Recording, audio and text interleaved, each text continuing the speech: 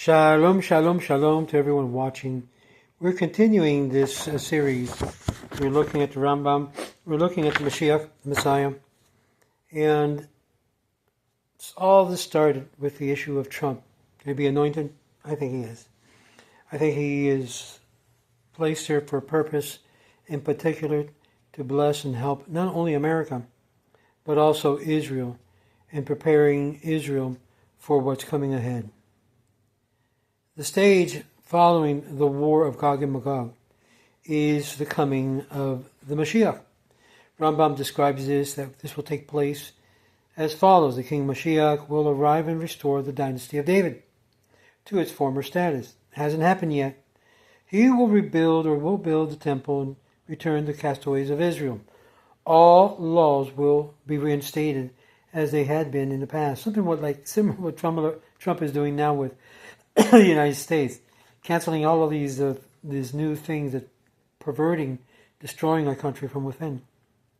Mishnah Torah, Laws of King, chapter 11, verse 1, which we already saw. Rambam continues at the stages that there is no difference between this world and the days of Mashiach, other than Israel being subject to other kingdoms. It appears from the simple meaning that the words of the prophet that the war of Gog and Magog will take place at the beginning of the days of Mashiach, and that before the war of Gog and Magog, a prophet will arise to set Israel straight and prepare their hearts. This is obviously reference to Eliyahu HaNavi, Elijah the prophet. Behold, I send you Elijah.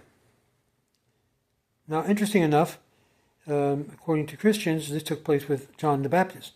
But John the Baptist very clearly stated he was not the Elijah, nor did he come in the spirit of Elijah.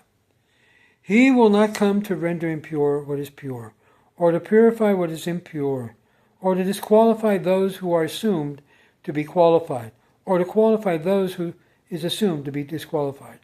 That's good to know.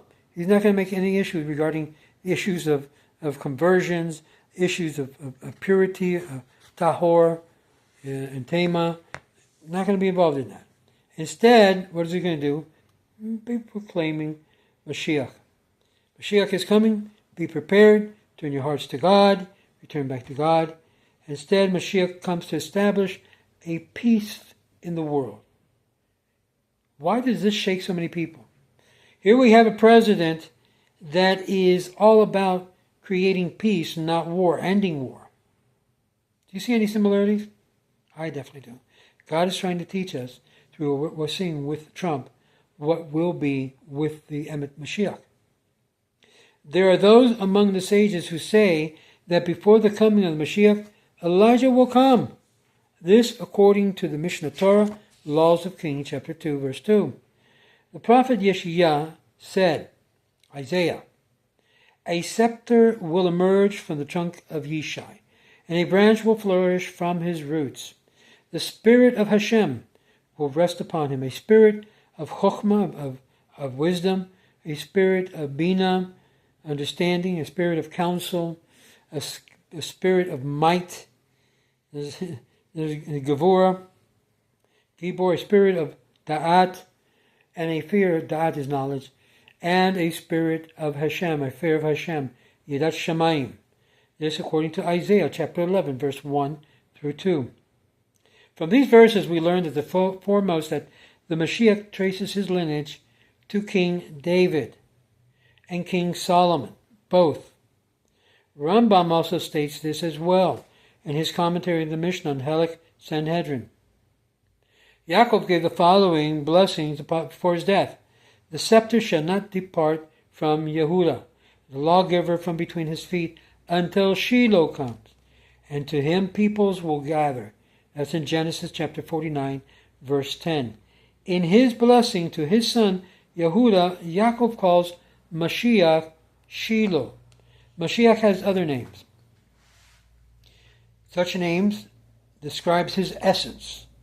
This is the reason why it's mentioned in Sanhedrin.